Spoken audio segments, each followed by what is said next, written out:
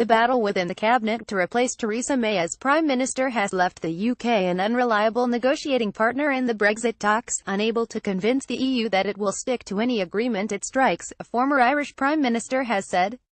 Speaking to business leaders in Brussels, John Bruton accused the British government of being hopelessly divided, and offering only a vague and impractical vision of what may come once the UK leaves the bloc in 2019.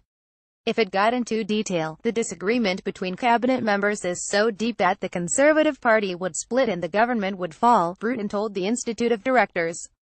The Labour opposition has a similar problem. UK party and public opinion has been polarised and is unready for compromise. The Conservative Party is consumed with its leadership struggle and cannot be relied upon to make a deal that will stick.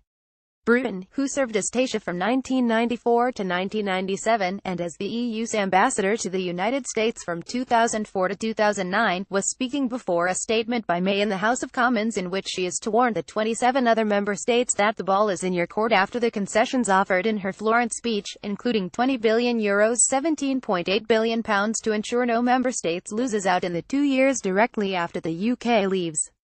The European Commission's chief spokesman on Monday told reporters in Brussels that there was clear sequencing to the talks and no solution had been found to move the talks on from the opening withdrawal issues.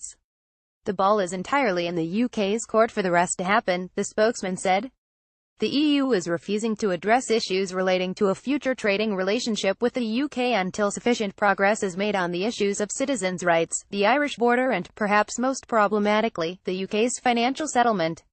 Asked about the absence of the Brexit Secretary, David Davis, from the first day of the fifth round of negotiations starting on Monday, the spokesman added the European Commission Article 50 team is available 247. The timing of talks depends on the availability of our UK partners. We are always here and we are ready. The comments suggest there is little hope in Brussels that there will be progress in the negotiations this week. In Bruton's address, the former Irish Prime Minister said he feared that the timescale allowed under Article 50, under which the UK formally gave its intention to leave the EU, was simply too severe to allow for the negotiations to prosper. The EU, he said, was necessarily inflexible in its approach to the talks as it needed to determine its position by agreement in 27 European capitals. This time-consuming process left the real risk of disaster as a transition period would also be difficult to negotiate, he said. The UK would have left the customs union and there could be need for protracted talks with both the EU and the WTO in order to organise a new temporary arrangement. Bruton further warned that a deal on what EU regulations and directives would apply in the UK could additionally require ratification by all the member states, and their parliaments. He said the UK could find itself out of the EU in April 2019 before the transition deal had been ratified by all countries, meaning the deal would be inoperable. Negotiating and ratifying a transition deal could be almost as difficult as negotiating the final permanent deal, he said. Bruton said the UK should engage itself seriously with the complexities of Brexit and seek to extend the time frame of Article 50, something that would require unanimity by the 27 other EU member states.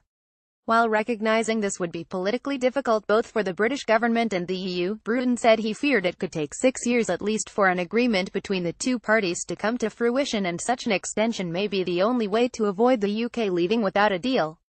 He said if it looks at all these complexities thoroughly, my sense is that the British government may then conclude that, despite Boris Johnson's anxiety to leave quickly, the time limits are already far too severe and that more time is needed. Of course this would be difficult. There are really no good options here. It is a question of deciding which option is the least bad one. The present tight time frame minimizes the opportunity for creative thought. Instead, it maximizes the influence of blind bureaucratic and political forces. It increases the likelihood of miscalculation, and of the UK leaving the EU with no deal at all. Bruton told the Brussels branch of the IOD, I hope more negotiating time can be agreed.